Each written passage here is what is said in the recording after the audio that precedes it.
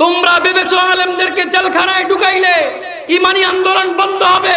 খোদার কসম, একটা মুসলমানের শরীরে এক ফোঁটা রক্ত থাকতে ইমানি আন্দোলন বন্ধ হবে না, হবে না, হবে না।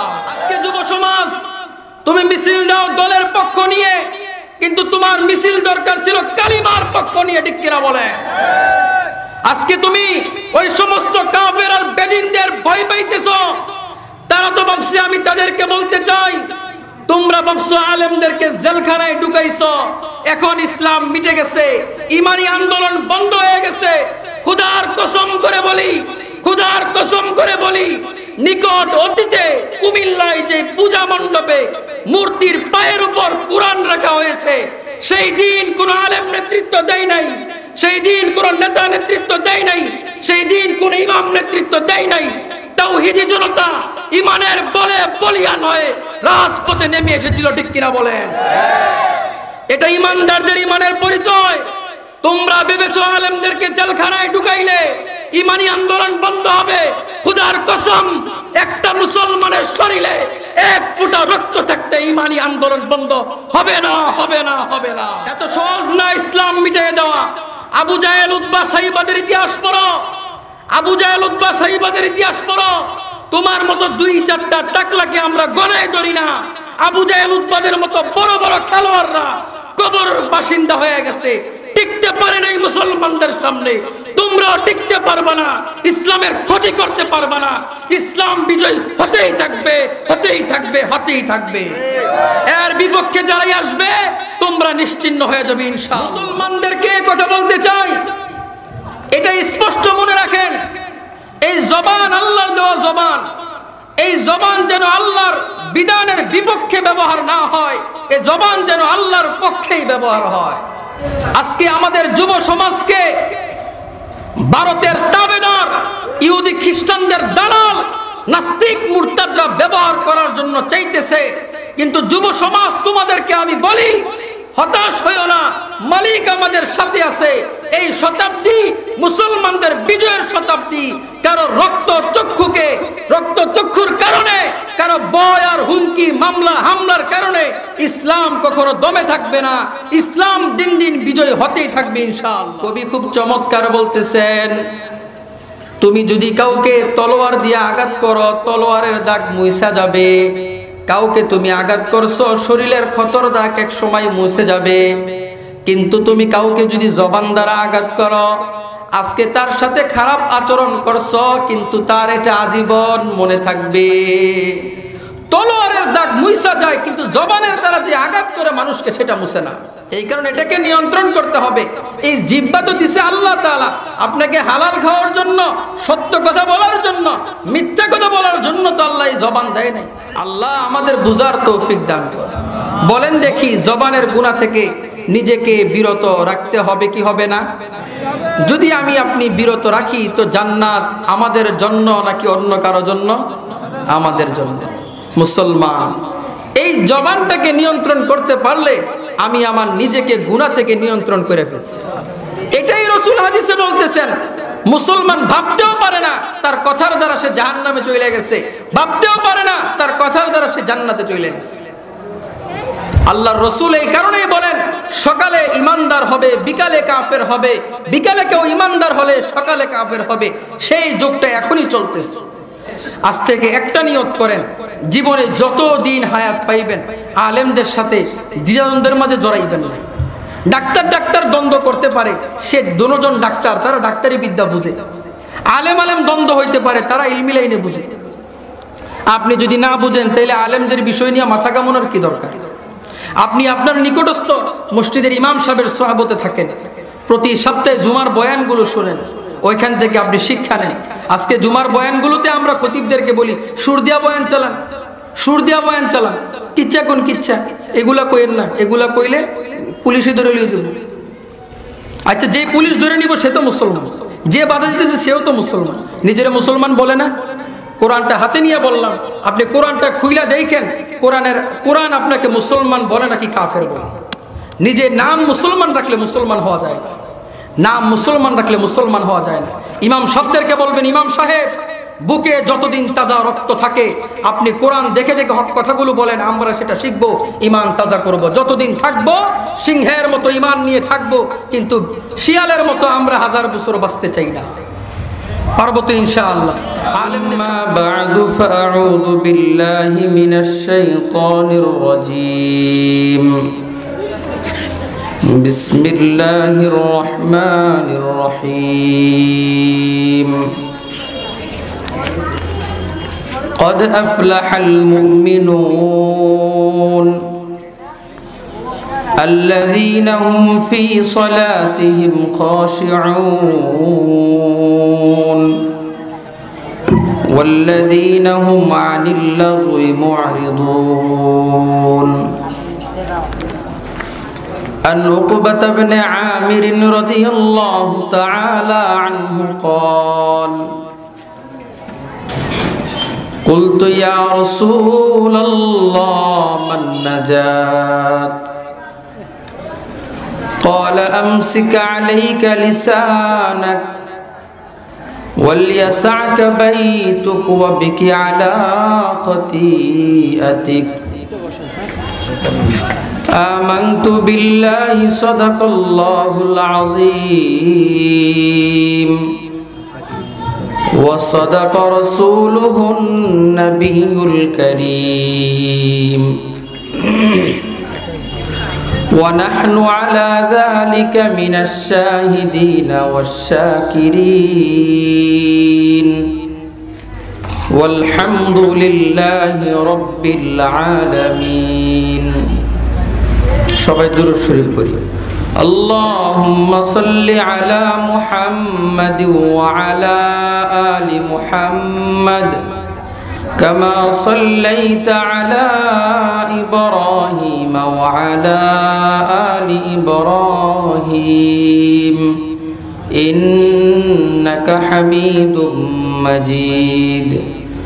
اللهم بارك على محمد وعلى آل محمد كما باركت على إبراهيم وعلى آل إبراهيم إنك حميد مجيد.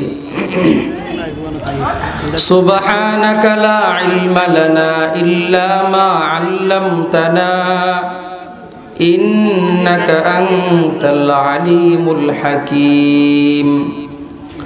رب زدني علما رب اشرح لي صدري ويسر لي أمري واحلل عقدة من لساني يفقه قولي. الحمد لله. আল্লাহ তাআলার দরবারে অসংখ্য শুকরিয়া যে মহান রব্বুল আলামিন আমাদেরকে দয়া করে মায়া করে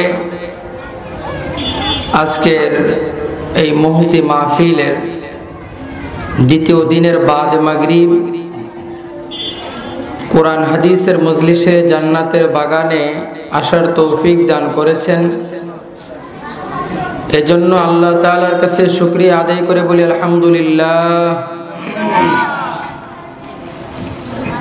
আপনারা যারা এলোমেলো বসে আছেন কষ্ট করে সবাই ফাঁকা জায়গাগুলো পূরণ করে ফেলেন। সবাই একটু ওঠেন, কষ্ট করে ওঠেন। আপনি কষ্ট করে উঠবেন, এতে আপনার ফায়দা। আপনি আপনার ফায়দার জন্য একটু কষ্ট করে সামনে আসেন। এখানে যদি একটা লাইট লাগানো থাকে তা আপনি লাইট থেকে যত দূরে থাকবেন আলো তত কম পাবেন, লাইটের যত নিকটবর্তী আসবেন আলো তত বেশি পাবেন। এখান থেকে যে যারাই দ্বীনি কথাগুলো বলবে তো হেদায়েতের নূর তো এখান থেকে যাইতে থাকবে। তো যে যত বেশি নিকটবর্তী হবে তার জন্য ফায়দাও তত বেশি। অতএব আপনি আপনার ফায়দার জন্য সামনের দিকে অগ্রসর হয়ে বসবেন ইনশাআল্লাহ। আমরা আলোচনা শুরু করার আগে আপনাদেরকে আমি একটি হাদিস শোনাবো, একটি আমল চালু করব আমরা ইনশাআল্লাহ। আজকে থেকে একটা আমল শিখব। তিরমিজি শরীফের হাদিস, আল্লাহর রাসূল সাল্লাল্লাহু আলাইহি ওয়াসাল্লাম বলেন, কোন বান্দা যদি সকাল সন্ধ্যা 3 বার এই দোয়াটা পড়ে, তো আল্লাহ তাআলা পুরো সময়টার মধ্যে পৃথিবীতে যত ধরনের ক্ষতিকর জিনিস আছে, যত ধরনের শত্রু আছে, চাই সেটা মানুষ হোক, চাই সেটা জিন হোক, অথবা জীব জন্তু পশু পাখি হোক, কোন ক্ষতিকর জিনিস, আসমান এবং জমিনের কোন ক্ষতিকর জিনিস ওই বান্দাকে ক্ষতি করতে পারবে না। সুবহানাল্লাহ। আচ্ছা বলেন দেখি, এমন দোয়াগুলো আমাদের পড়া দরকার আছে কিনা নাই? অবশ্যই আছে।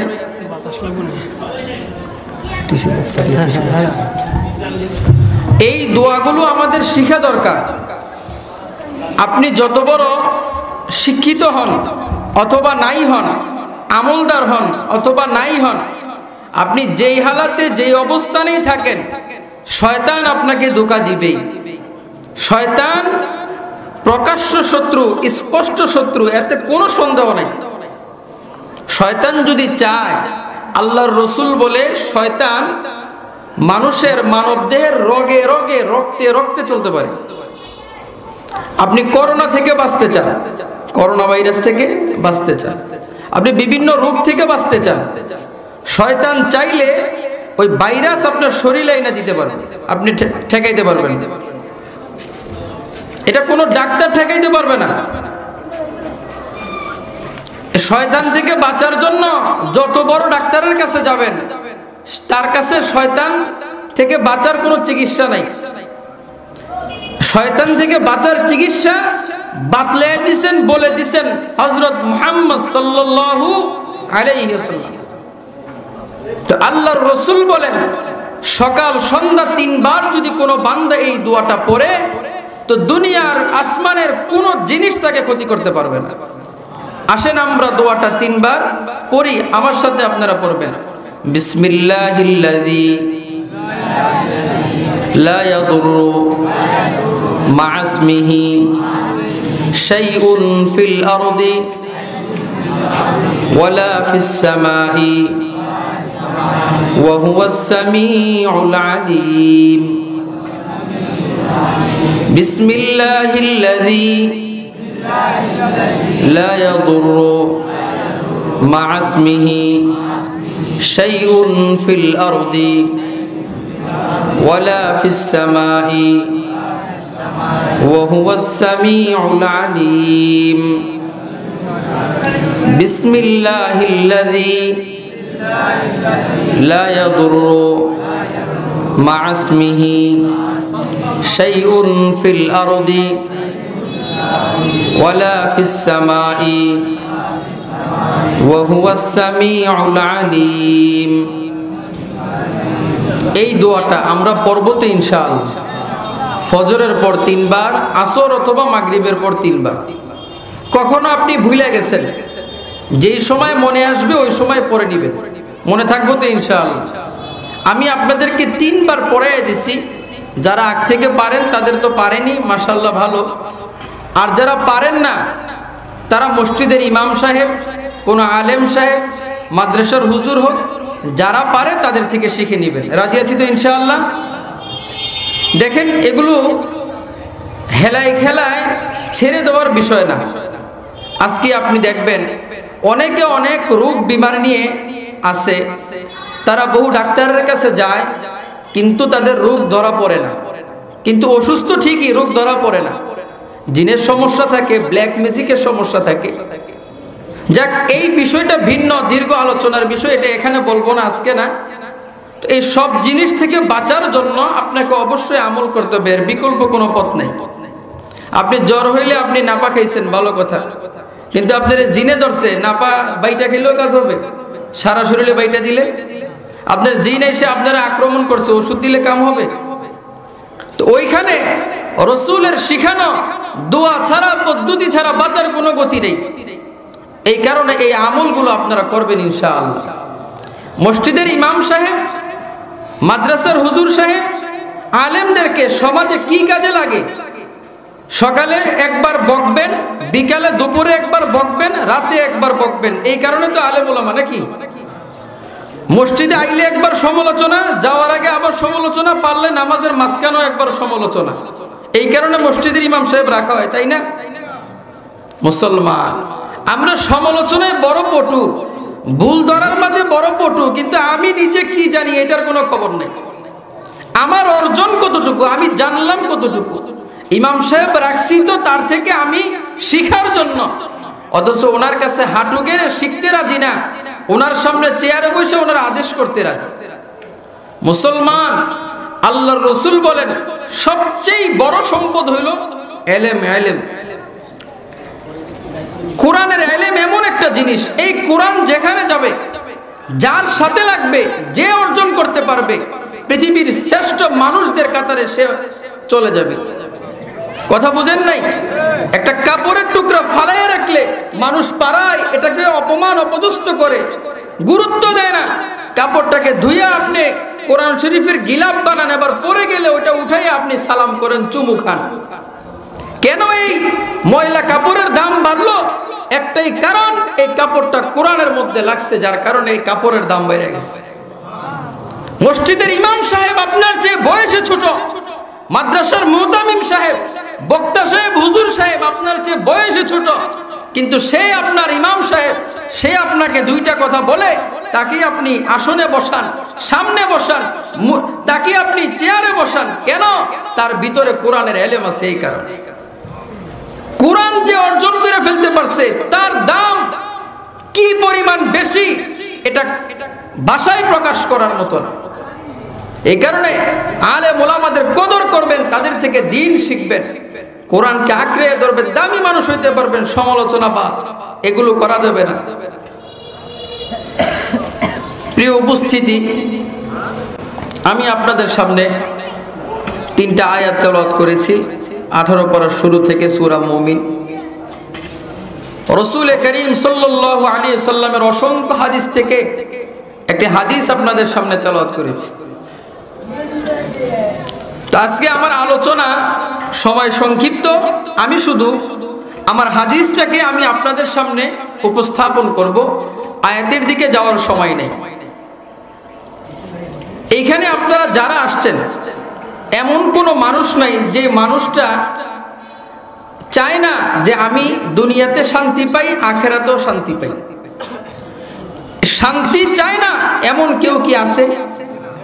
আপনারা যারা আছেন, এমন কেউ কি আছেন যে আমি দুনিয়ায় শান্তি লাগবে না, আখেরাতে জাহান্নাম থেকে মুক্তি লাগবে না? আছেন এমন কেউ? দুনিয়ার কেউ অশান্তি চায় না, দুনিয়ার কেউ আখেরাতে জাহান্নামে যাক এটা চায় না। সবাই চায় যে আমি মুক্তি চাই, আমি জাহান্নাম থেকে বাঁচতে চাই, জান্নাতে যাইতে চাই। আমরা যে এরকম চাই, সাহাবাই কেরামও এমনটাই চাইতেন। সাহাবাই কেরামও পেরেশান হয়ে যাইতেন। কেননা দুনিয়ায় তো আমরা আসি নাই, আল্লাহ আমাদেরকে পাঠাইছেন স্বল্প সময়ের জন্য, নির্দিষ্ট একটা মেয়াদ দিয়া পাঠাইছেন। এই সময় শেষ, আবার চলে যেতে হবে। মাঝখানের সময়টাতে আল্লাহর দাসত্ব করে যদি যাওয়া যায়, তো আল্লাহর দাসত্ব করতে পারলে দুনিয়াতে শান্তি, দুনিয়া থেকে চলে গেলে কবরেও শান্তি, আখিরাতেও শান্তি, জান্নাতেও শান্তি। সুবহানাল্লাহ। তো বলেন দেখি, এই শান্তি আর মুক্তি আমরা চাই কি চাই না?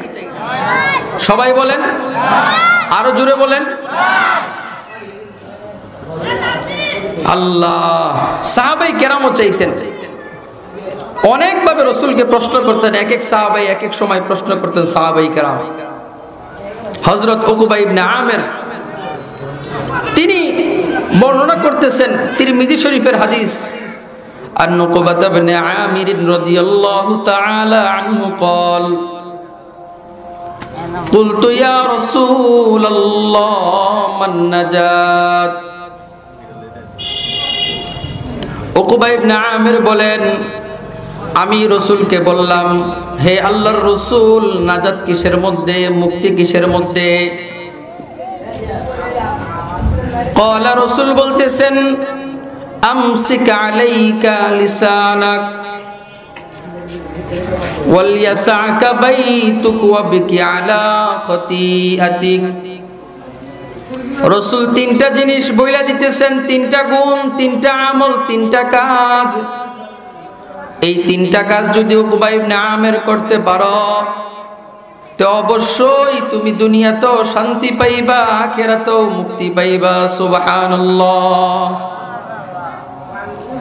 আল্লাহর রাসূল বলেন এক নাম্বার কাজ হইল আমসিক আলাইকা লিসানাক।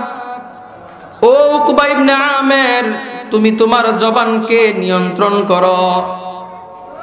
দুই নাম্বার কাজ কি জানো? ওয়ালিয়াসাকা বাইতুক, তুমি তোমার জন্য তোমার ঘরকে প্রশস্ত করো। তিন নাম্বার আমল করবা ওয়াবকি আলা খতিআতিক, যখনই তোমার কোনো গুনাহ হয়ে যায় তখন সাথে সাথে আল্লাহর কাছে কান্না করতে থাকো, ইস্তেগফার পড়তে থাকো, সাথে সাথে তওবা করে গুনাহ থেকে ফিরে আসো। উকবা ইবনে আমের যদি এই তিনটা কাজ করা যায় তবে দুনিয়ায়ও শান্তি, আখিরাতেও শান্তি।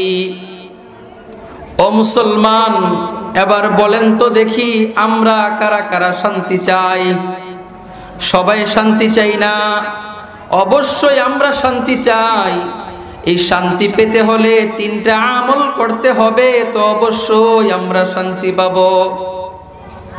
এক নাম্বার কাজ হলো, এক নাম্বার আমল হলো আমসিক আলাইকা লিসানাক, নিজের জবানকে নিয়ন্ত্রণ করতে হবে, হেফাজত করতে হবে। কেন কেন এত আমল থাকতে সাহাবায়ে কেরামকে রাসূল কেন জবানের কথা বললেন? কেননা রাসূলকে প্রশ্ন করতেছেন এক সাহাবী, ইয়া রাসূলুল্লাহ, কোন জিনিসের কারণে সবচেয়ে বেশি মানুষ জাহান্নামে যাবে? কোন জিনিসের কারণে সবচেয়ে বেশি মানুষ জাহান্নামে যাবে? রাসূল বলতেছে তার জবান আর লজ্জাস্থানের কারণে মানুষ সবচেয়ে বেশি জাহান্নামে যাবে। নাউজুবিল্লাহ বলেন। লজ্জাস্থান এমন একটা জিনিস, এটা জাহান্নামের কাজ বেশি করায়। জবান এমন একটা জিনিস, এটা জাহান্নামের কাজ বেশি করায়। এই কারণে রাসূল বলেন প্রথম কাজ হইল তুমি তোমার নিজের জবানকে নিয়ন্ত্রণ করো, তুমি তোমার জবানকে হেফাজত করো। কিভাবে নিজের জবানকে হেফাজত করা যায়? যত ধরনের অশ্লীল কাজ আছে, কুফরি কথা আছে, যত ধরনের ফায়সা কথা আছে, ইসলাম যেই কথা সমর্থন করে না, ইসলাম যেই কথার বিরোধী, আমি সেই কথা না বলে নিজের জবানকে নিয়ন্ত্রণ করব। সেই কথা বলা থেকে নিজের জবানকে নিয়ন্ত্রণ করব। এটাই রাসূল বলেন আমসিক আলাইকা লিসানা। কেন জবানের কথা রাসূল বললেন? রাসূল আরেক হাদিসে বলেন মাইয়াজমানুলি মা বাইনা লাহইহি ওয়া মা বাইনা রিজলাইহি আজমানু লাহুল জান্নাহ।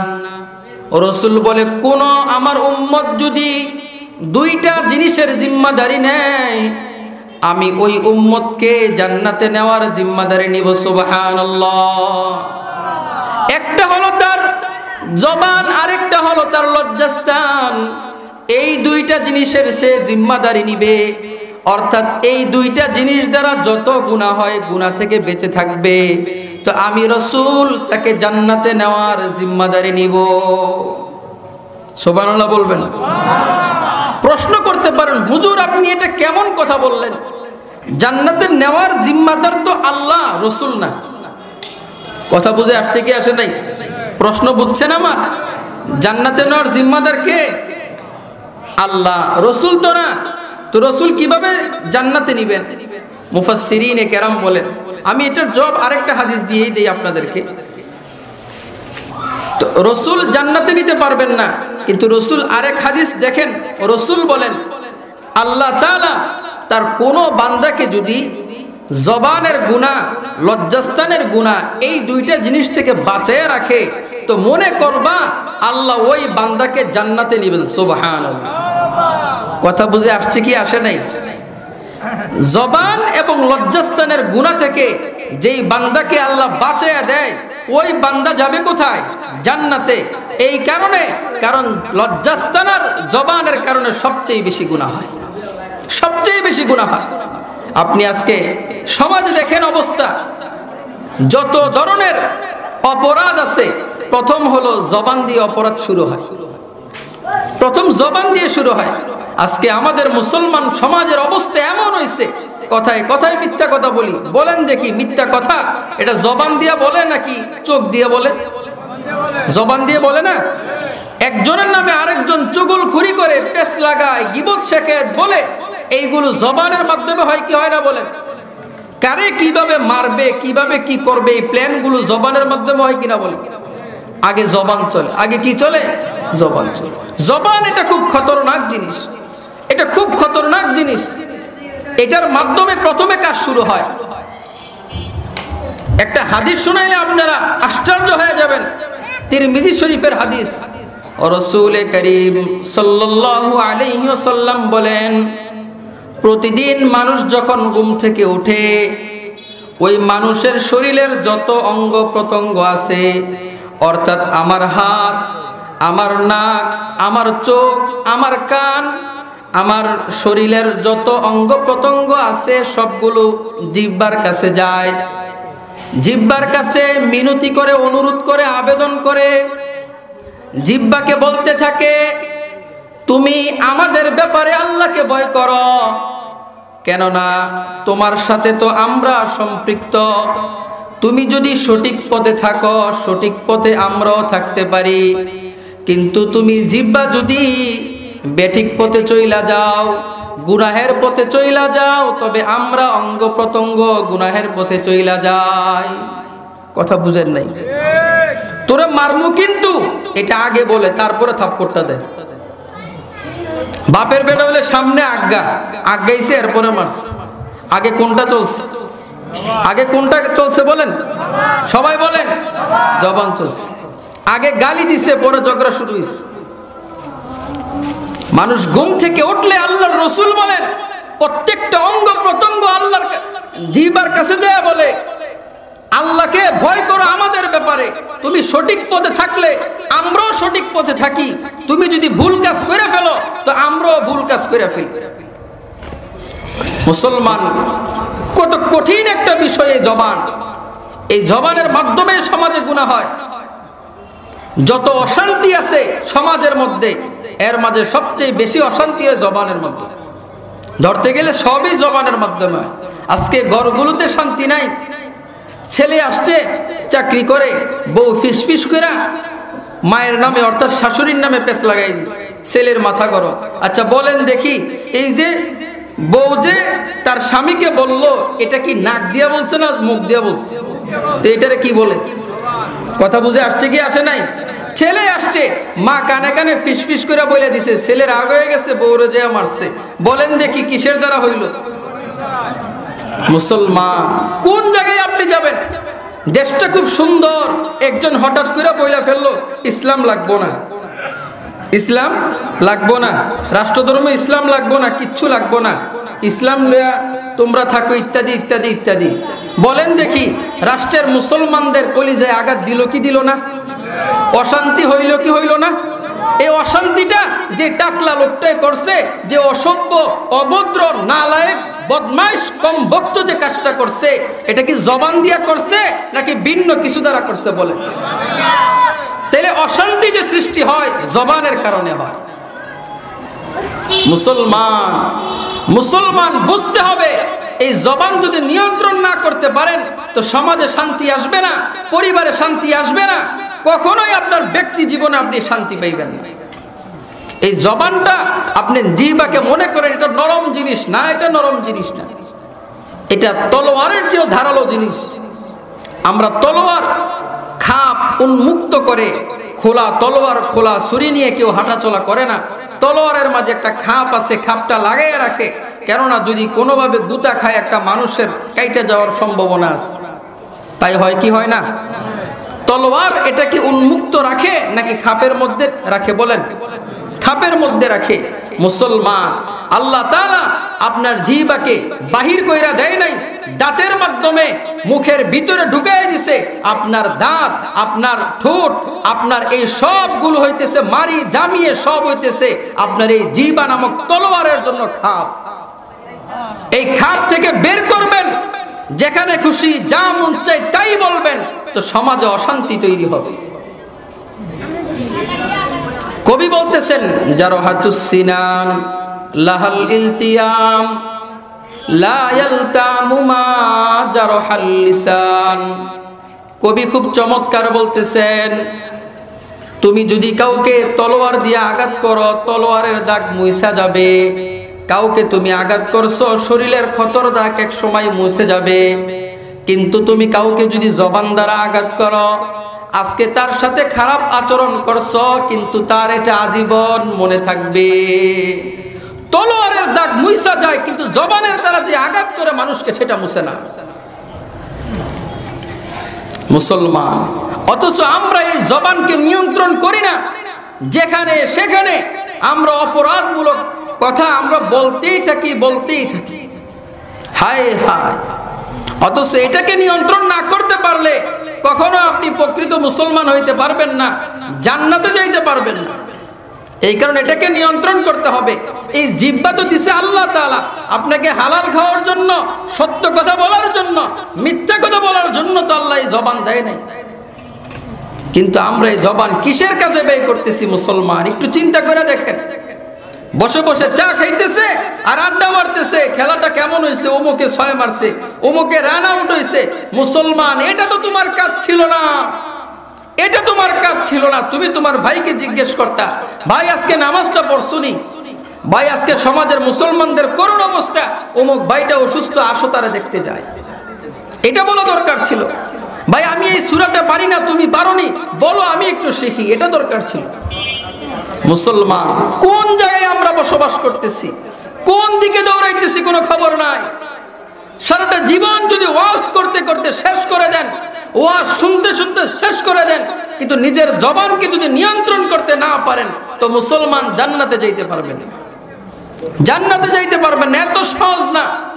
এই কারণে এক আলেম বলেন যে সমাজে তিনি গবেষণা করে বলতেছেন যে একটা জবান দ্বারা একটা গুনাহ হয় মিথ্যা কথা। এই মিথ্যা কথা যদি কোনোভাবে বন্ধ করা যায়, তো সমাজ থেকে 8000 গুনাহ বন্ধ হয়ে যাবে। কথা বুঝে আসছে কি আসে নাই? কথা বুঝে আসছে কি আসে নাই? এই কারণে মুসলমান জবানকে নিয়ন্ত্রণ করতেই হবে, এর বিকল্প কোনো পথ নেই। গালিগালাজ করা, পেছ লাগানো যাবে না। আমি আমার মতে আমি যা দেখছি সেটা আপনাদেরকে শোনাইতেছি। আপনারা দেখবেন পরিবহন সেক্টরে যারা ড্রাইভার আছে, প্যাসেঞ্জার আছে, ড্রাইভার, কন্ডাক্টর, হেল্পার যারা আছে, বা এই সেক্টরে যারা জড়িত আছে, তাদের মধ্যে সবচেয়ে বেশি গালির প্রচলন। কথায় কথায় অমুকের পুত, এইটা সেইটা, তুই এই তুই সেই দিয়ে ফেলছে। যাইতেছে সাইডে, তারে সাইড দেয় নাই, কোনোভাবে ক্রস করে যাওয়ার সময় একটা গালি দিয়া তারপরে গাড়ি টান দিচ্ছে। হয় কি হয় না? একটু ধাক্কা লাগলেই হয়েছে, আগে গালি পরে কথা। মুসলমান, কাউকে আঘাত দেওয়া উদ্দেশ্য না, মানুষকে কথা বোঝানো উদ্দেশ্য। ভাই রে, তুমি যে গালিটা দিলা, তুমি তো জাহান্নামে চলে গেল। তুমি তো মনে করতেছো তুমি গালি দিছো, এটা নরমাল জিনিস, কি হইছে? না রে মুসলমান, তুমি গালি দিয়া তোমার ভাইয়ের হক নষ্ট করছো। তুমি তোমার ভাইয়ের হক নষ্ট করছো। তোমার ভাই তোমারে মাফ না করলে আল্লাহ মাফ করবে না। মুসলমান, কাউকে আঘাত করা উদ্দেশ্য না, হিতাকাঙ্ক্ষী হিসেবে বলা। এইখানে যে বসবে, যারাই বসবে, সত্য কথাগুলো উচ্চারণ করতে হবে, নতুবা রব্বে কারীম কাউকে ছাড় দিবেন না। সেই দায়িত্ব থেকে কথাগুলো বলা। এই কারণে আজ থেকে ওয়াদা করেন, শুধু পরিবহন সেক্টরের মানুষদের কথা বলতেছি না, প্রত্যেকটা মুসলমানদেরকে বলতেছি, আজ থেকে ওয়াদা করেন আর কখনো গালি দিব না। বলেন, আর কখনো গালি দিব না। হাত উঠান, বলেন আল্লাহ, জীবনে যে অপরাধ করে ফেলছি মাফ করে দাও তুমি, আর জীবনে কাউকে গালি দিব না, কোনো অপরাধমূলক কাজ করব না। হাত নামান, আল্লাহ সবাইরে মাফ করে দেন। মুসলমান, এটা বড় ভয়ঙ্কর জিনিস। আমরা যে কাজগুলো করে ফেলি, নিজেও কখনো কল্পনা করি না আমার দ্বারা যে এত বড় গুনাহ হয়ে গেছে। কিন্তু এগুলো ভাবতে হবে, এগুলো নিয়ে চিন্তা ফিকির করতে হবে, নতুবা সমাজে শান্তি আসবে না, সমাজে শান্তি আসবে না। আজকে মুসলমান যুব সমাজদের জন্য বড় করুণা হয়, আজকে তাদের জন্য হৃদয়ে বড় ব্যথা লাগে। আজকে যুব সমাজ তোমরা আলেমদেরকে গালি দাও, তোমরা আলেমদের নিয়ে কটূক্তি করো, বিভিন্ন জায়গায় দলে দলে বিচ্ছিন্ন হয়ে গেছো, কিন্তু তরুণ সমাজ আর যুব সমাজ তোমাদের কাজ তো এটা ছিল না। তোমাদের কাজ তো এর অধীনে থাইকা দিনের কাজগুলো আঞ্জাম দেওয়া, কিন্তু মুখ দিয়ে আসছে, গালি দিয়ে ফেলছে। আজকে একটা আলেমের সাথে কিভাবে কথা বলতে হয় এটা মসজিদের সভাপতিরা জানে না, এটা মাদ্রাসার সভাপতিরা জানে না, সেক্রেটারি, ক্যাশিয়ার ইত্যাদি ইত্যাদি লোকেরা জানে না। কেন জানবে, কিভাবে জানবে? কারণ অধিকাংশ মাদ্রাসা মসজিদের কমিটির মধ্যে আলেমরা নাই, বরং এমন লোকরা আছে যারা ধর্মীয় শিক্ষায় শিক্ষিত না। কিছু জায়গায় তো আছে ধর্মীয় শিক্ষা কিছুটা বুঝে, জেনারেল শিক্ষায় শিক্ষিত, কিন্তু অধিকাংশ অনেক বহু জায়গায় আছে উমুক নেতা, উমুক খেতা, হুমরা সুমরা, কথা বুঝেন নাই। সে তার ক্লাবটাকে নেতৃত্বের জায়গা বানিয়ে ফেলছে, এটারে সে মূল পয়েন্ট, ওইখানে সে নেতৃত্ব দেয়। সে ঠিক এমনি ভাবে মসজিদের সভাপতি হওয়ার কারণে মসজিদেরও ক্লাব বানিয়ে ফেলছে। এখানে এসে সেও মনে করছে আমি মসজিদের সভাপতি, ইমাম সাহেব হলো আমার কর্মচারী, যখন যা আসে মুখ দিয়ে তাই বলে ফেলে। আজকে মুসলমান কথা বলতে নিছি, একটা আইসা পড়ছে আরেকটা। আজকে বড় দুঃখ লাগে, আমরা যে যে সেক্টরে আছেন একটু খেয়াল করে দেখেন। আপনি চাকরি করেন আর ব্যবসা করেন, নিজের পাওনা টাকা অথবা চাকরির টাকাটা মাস শেষ না হইতে পেরেশান হয়ে যান, কোন সময় আমার বেতনটা দিব। আপনি বিভিন্নভাবে দৌড়ঝাঁপ করেন, বেতনের আশায় থাকেন, কিন্তু মসজিদের ইমাম সাহেবের বেতনটা দেওয়ার বেলা আপনি তখন বলেন মোল্লা থাকে মসজিদে, খাইবো মানুষের বাড়িতে, তার টাকার কি দরকার? মুসলমান বলে কি বলে না, বেতন দেয় ৬,০০০, কথা বলে ৬ লাখ। এই ৬,০০০ মধ্যে পুরা মাসে তার হয়তো এক এক পরিবার থেকে ৬০ টাকা ভাগে পড়ে। এই ৬০ টাকার মধ্যে দৈনিক ভাগে পড়ে ৩ টাকা, ২.৫ টাকা, ২ টাকা এরকম। অথচ এই ইমাম সাহেবরে পিছনে ৫ ওয়াক্ত নামাজ পড়তেছেন, সকালে বাচ্চাটারে মুক্তবে পাঠাইলেন, তার থেকে দিন শিখতেছেন শুক্রবারে। এই ইমাম সাহেবরে দৈনিক ২ টাকা দেন। আজকাল মানুষ ফকিররেও ২ টাকা দেয় না। মুসলমান চিন্তা করেন, জেহেনকে পরিষ্কার করেন। আজকে মাদ্রাসার বেতন বাকি, আপনি যদি মাদ্রাসার হুমরা সুমরা হন তখন হুজুরকে বেতন আটকে রাখতে মজা পান, কিন্তু মাদ্রাসার বিল্ডিং করতেছেন এইখানে খুব ভালো লাগে। মিয়া, বিল্ডিং এর নাম মাদ্রাসা না, দালান কোটার নাম মাদ্রাসা না। মাদ্রাসা তো হবে ছাত্র আর উস্তাদ দিয়া, ছাত্রের হক আদায় হয় না, উস্তাদের হক আদায় হয় না, সেটা কখনো মাদ্রাসায় হইতে পারে না। আলহামদুলিল্লাহ, গতকালকে আমি এই মাদ্রাসার সভাপতি সাহেবের ঘোষণা শুনলাম, খুব খুশি লাগলো। দাদাভাই ঘোষণা দিলেন যে এই মাদ্রাসার প্রত্যেক মাসের শিক্ষকদের বেতন ক্লিয়ার। আলহামদুলিল্লাহ, এটা ভালো লক্ষণ, এটাই সব জায়গায় হওয়া দরকার। আপনার বিল্ডিং বাদ দেন, আগে ছাত্রের অধিকার রক্ষা করেন। আপনি বিল্ডিং বাদ দেন, আগে উস্তাদের অধিকার রক্ষা করেন। কিন্তু দুঃখ লাগে আজকে আলেমদেরকে যত পারে দিনদার মানুষরা দাবায় রাখে, আর যারা দিন বুঝে না তাদের কথা বইলা তো লাভ নেই। যারা দিন বুঝে না তারা তো আলেমদের বদনাম, গীবত, শেখায়ত গাইতেই থাকে। আল্লাহ আমাদের বুঝার তৌফিক দান করে।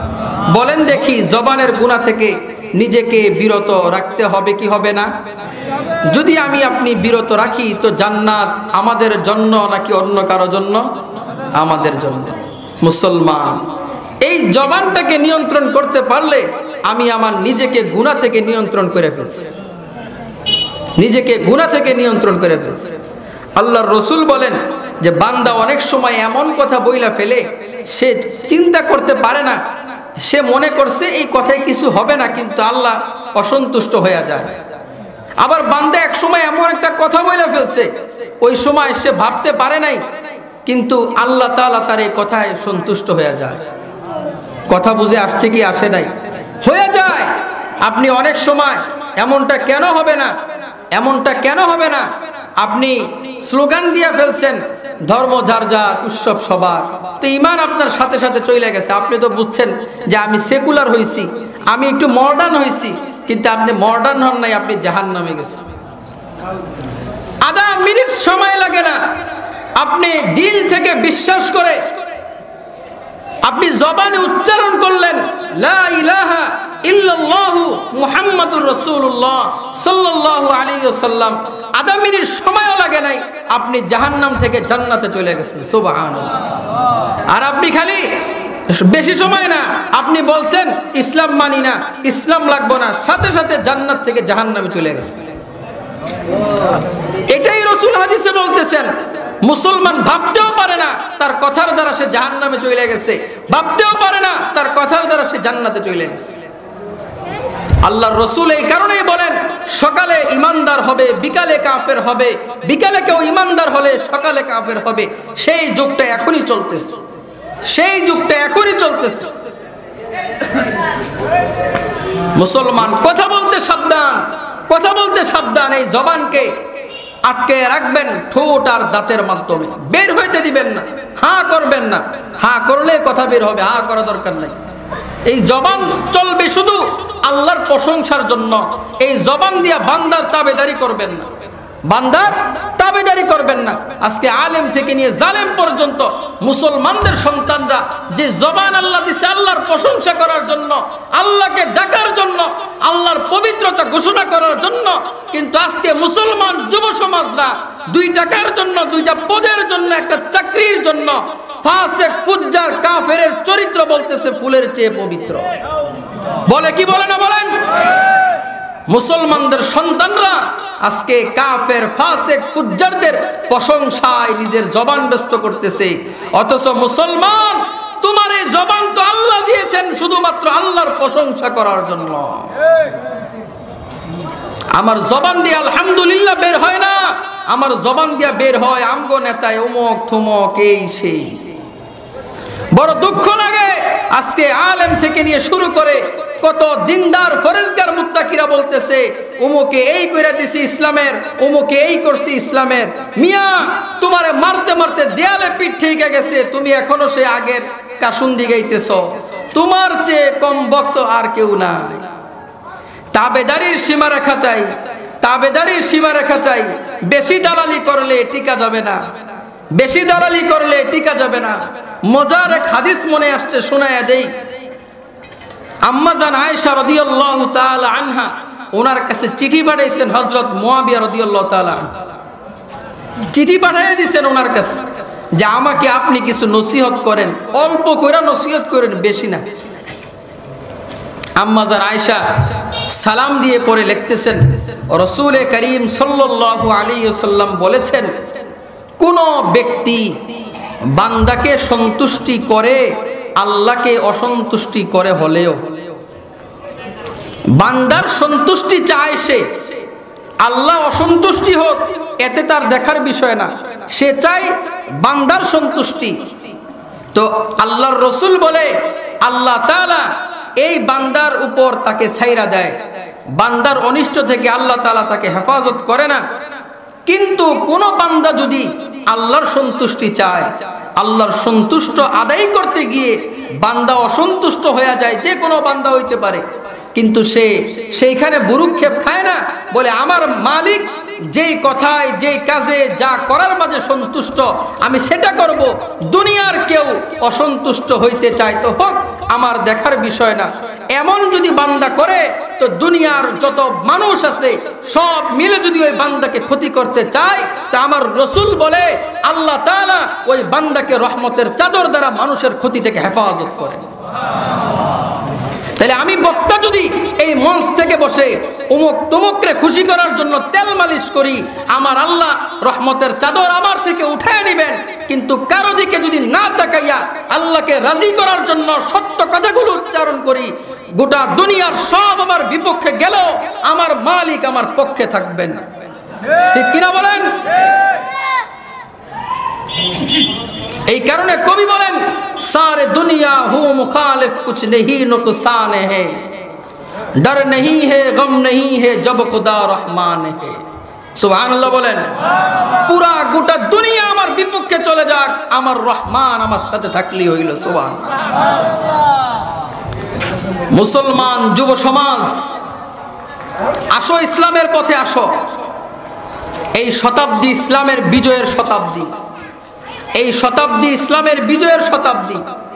আজকে মুসলমান আমরা এমন ভাবে শান শৌকতের পিছনে দৌড়াইতেছি, এমন ভাবে খেলায় খেলায় সময় নষ্ট করতেছি, আমরা ভাবতেছি হয়তো আমরা অনেক বেশি হায়াত পাবো।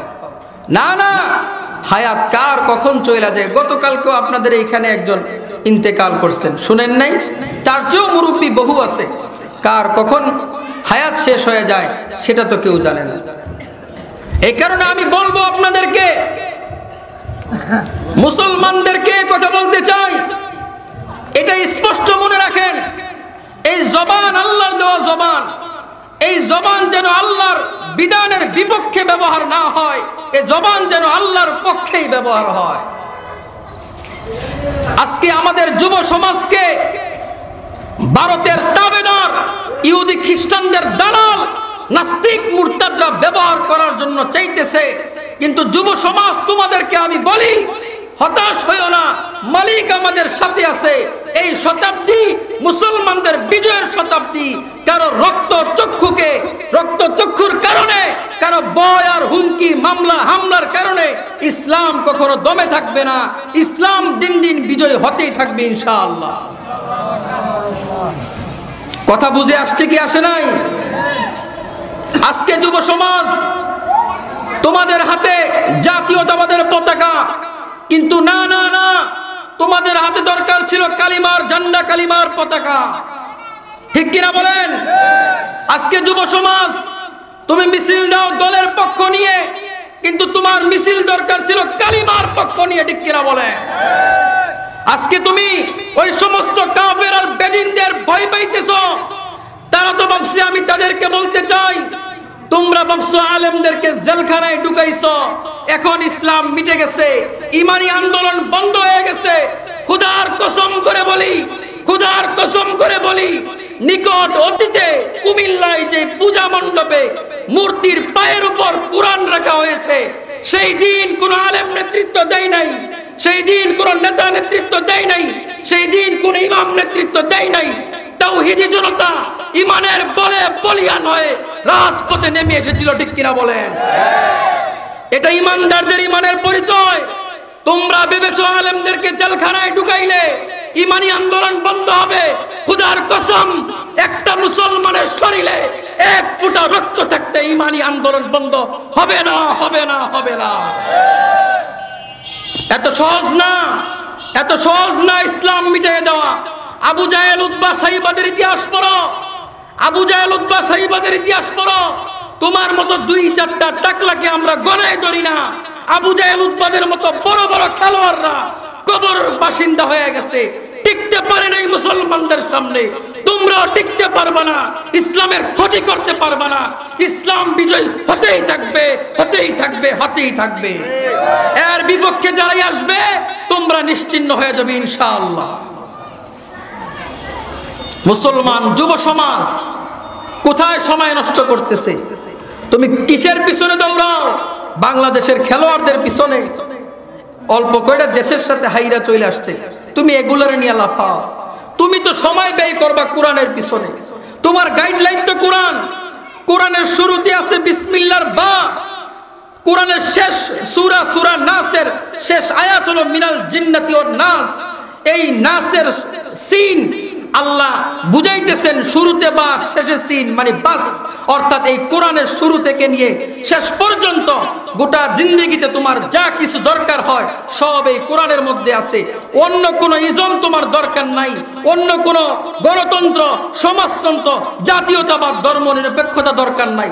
কোরআনের যে তন্ত্র আছে, কোরআনের যে মন্ত্র আছে, সেটা তুমি বাস্তবায়ন করো, তাহলেই তোমার শান্তি আসবে, তাহলে জান্নাতে মুক্তি পাইবা। এর বিকল্প পথে যারা হাঁটবে তোমরা নিশ্চিন্ন হয়ে যাইবা। দুনিয়ায় অশান্তি, আখিরাতে অশান্তি। ঠিক কিনা বলেন? এই কারণে মুসলমান, এই কোরআনের বিকল্প নাই, কোরআনের বিকল্প নাই। কোরআন মিটিয়ে দেওয়ার জন্য মুসলমানদের মাঝে দাঙ্গা হাঙ্গা লাগানোর জন্য মূর্তির পায়ে কোরআন দিছ, এটা মুসলমান বরদাস্ত করতে পারে নাই, আন্দোলন করছে। আন্দোলন তো করবেই স্বাভাবিক, আমার কোরআনের গায়ে আঘাত দিছ। কোরআনের একটা অক্ষরের যে পরিমাণ দাম, গোটা দুনিয়াকে এক পাল্লায় রাখো, কোরআনের একটা অক্ষরের দাম তার চেয়ে আরো বেশি। সুবহানাল্লাহ বলেন। সেই কোরআনকে অপমান করবে আর মুসলমান বসে থাকবে, এটা তো হইতেই পারে না। মুসলমান কারোর সাথে মারামারি করতে যায় নাই, মুসলমান আন্দোলন করেছিল, রাস্তার মধ্যে আবেদন জানিয়েছিল। তোমরা মুসলমানদের বুকে গুলি চালিয়েছ, যারা বুকে চালিয়েছ তোমাদের এখানে মুসলমান নাম মুসলমান হইলে মুসলমান হওয়া যায়। তো সহজ না মুসলমান। তেল মালিশ করতে করতে ইসলামকে আমরা মাদ্রাসার মসজিদের মাঝে বন্ধ করে ফেলছি। অথচ সোনালী সেই ইতিহাস কোথায়? সোনালী সেই ইতিহাস কোথায়? কোরআন তো পুরা জাতির জন্য, কোরআন রাষ্ট্রের জন্য আসছে। কোরআন শুধু মসজিদের জন্য না, সংসদে কোরআন থাকবে, কোরআন দেখে আইন বানাবে, আইন মন্ত্রী কোরআন দেখে আইন বলবে। এটাই তো, এইটার জন্যই কোরআন দিছে। কোরআন শুধু মুখস্থ পড়ার জন্য দেয় না। আজকে কোথায়? আজকে সেকুলারিজম ধর্ম নিরপেক্ষতার স্লোগান দেয় আমাদের যুব সমাজ, কলিজা ফাইটা যায়। ধর্ম নিরপেক্ষতা স্পষ্ট কুফরি মতবাদ, সেকুলারিজম স্পষ্ট কুফরি মতবাদ। আজকে মুসলিম যুব সমাজ তারা আজকে সেকুলারিজমের পক্ষে স্লোগান দেয়, তারা সেকুলারিজমের পক্ষে স্লোগান দেয়। বড় আফসোস লাগে, মুসলমান তোমার স্লোগান থাকবে কোরআনের পক্ষে আর তোমার স্লোগান যায় সেকুলারিজমের পক্ষে। তোমার চেয়ে অবাগা আর কে হইতে পারে? আজ থেকে সময় শেষ। আজ থেকে একটা নিয়ত করেন, জীবনে যত দিন হায়াত পাইবেন আলেমদের সাথে দ্বিধাদ্বন্দ্বের মাঝে জড়াইবেন না। ডাক্তার দ্বন্দ্ব করতে পারে, সে দুজন ডাক্তার, তারা ডাক্তারি বিদ্যা বুঝে। আলেম দ্বন্দ্ব হইতে পারে, তারা ইলমি লাইনে বুঝে। আপনি যদি না বুঝেন তাহলে আলেমদের বিষয় নিয়ে মাথা কামানোর কি দরকার? আপনি আপনার নিকটস্থ মসজিদের ইমাম সাহেবের সহাবতে থাকেন, প্রতি সপ্তাহে জুমার বয়ানগুলো শোনেন, ওইখান থেকে আপনি শিক্ষা নেন। আজকে জুমার বয়ানগুলোতে আমরা খতিবদেরকে বলি সুর দিয়া বয়ান চালান, কিচ্ছা কোন কিচ্ছা, এগুলা কইেন না, এগুলা কইলে পুলিশে ধরে নিয়ে যাবে।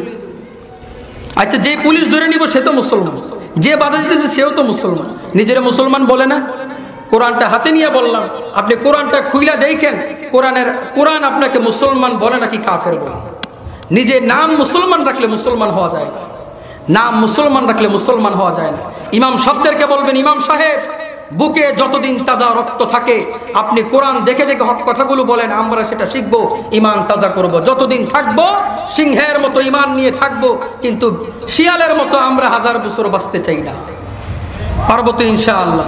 আলেমদের সাথে থাকবো, দৈনিক একটা আয়াত হলেও পড়ব, দৈনিক একটা আয়াতের তর্জমা পড়ব, কমপক্ষে একটু তাফসির পড়ব। তবে নিজে না, কোনো আলেমের অধীনে থাইকা হুজুর এই তাফসিরটা বুঝি না, তর্জমাটা একটু শিখিয়ে দেন, পারবেন তো ইনশাআল্লাহ? নাকি যে বকা দিবেন, গালি দিবেন?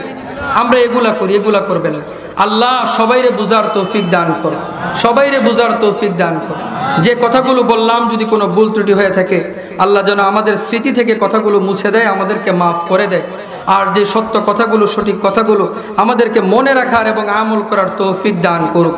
যত ধরনের ষড়যন্ত্র চক্রান্ত আছে, সকল ধরনের ষড়যন্ত্র চক্রান্ত থেকে আমাদের সবাইকে আল্লাহ হেফাজত করুক। আল্লাহ তাআলা এই এলাকার কবরবাসী সহকারে পুরা পৃথিবীতে যত মুমিনাত অন্ধকার কবর শাহিদ আছেন আল্লাহ সবাইকে মাফ করে দেখ। যত রোগ বালাই আছে, যারা অসুস্থ, দাদারা, অনেক নানারা, চাচারা, মামারা, আল্লাহ সবাইকে সুস্থ করে দেখ। ও আখিরু দাওয়ান আলহামদুলিল্লাহি রাব্বিল আলামিন। UMK মিডিয়া, সুস্থ সংস্কৃতির প্রত্যাশায় আপনাদের সেবায় নিয়োজিত। UMK মিডিয়া একটি ইসলামিক মিডিয়া। আমাদের চ্যানেলটিতে সর্বদাই হক্কানি উলামায়ে কেরামদের বয়ান ও হামদনাত ও কেরাত আপলোড করা হয়। সবার আগে আমাদের সকল ভিডিও পেতে আমাদের চ্যানেলটি সাবস্ক্রাইব করুন। সবাইকে আমাদের সাথে থাকার জন্য আন্তরিক মোবারকবাদ। আল্লাহ হাফেজ। সৌজন্যে messrs Unani medicine corner, proprietor Mohammad Yakub Sikdar, Kachua thana road, কওমি মাদ্রাসার ভবনের নিচতলায় অবস্থিত, কচুয়া পৌরসভা, কচুয়া, চাঁদপুর। এখানে পুরুষ ও মহিলাদের যে কোনো রোগের এবং সুস্বাস্থ্যের জন্য স্থায়ীভাবে চিকিৎসা সেবা প্রদান করা হয়। মোবাইল নম্বর 01816229826। আল্লাহ হাফেজ।